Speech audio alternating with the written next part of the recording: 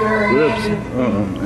You'll have to excuse the, excuse me. You'll have to excuse the noise pollution. I don't have control of this environment.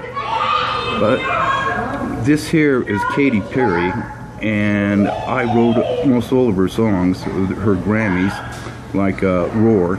And Roar was about taking on 3 million tiger eye people, and that's what the song is about. And the roar is the roar of a machine gun.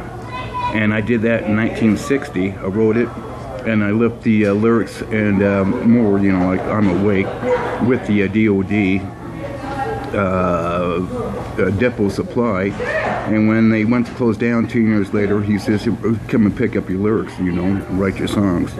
So I did, and there's one thing that hit me on that when I asked him, when will I be awake again? And he says, our survey shows that our Marines wake up about 40 years later. So that pissed me off, you know. So I thought, well, I'm not going to drag the song all the way along.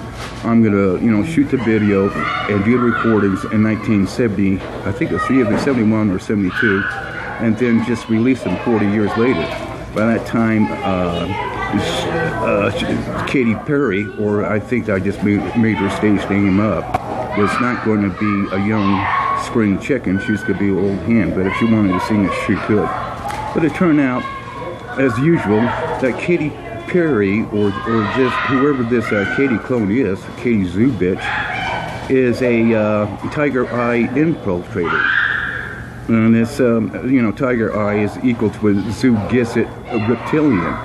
So that there is what's going on right now, is some big time fraud stuff. You can see that, you know, both eyes are, she's got the eye of the tiger, the same thing I wrote the song about to exterminate. So, you know, and no songs have grossed out over $5 billion so far from the record company ASCAP, and they ain't talking to me. And Capitol's not talking to me. And then they're the ones who agreed with it to release it 40 years later, but it's supposed to be with my name on it, so I can pick up some cash, because I don't want to wake up on the concrete pad by the dumpster, you know, and that there was my money. I'm not getting it, and you can see why. Every reptilian is a dirty, stinking, rotten thing that it will hold you down.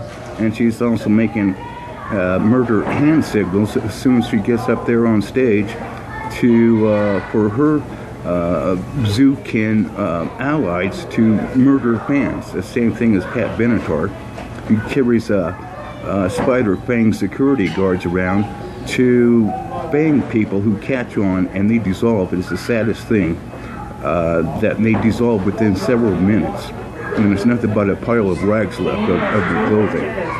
So this tiger eye Katy Zoo bitch is a zoo gisset, and my spectrograph pulls her up as it hits for a spider with an amphibian in with it. Thank you for listening to the show. Let's see if I can navigate out here without any difficulties. Okay, we got difficulties arising. I don't need that. Okay, more difficulties.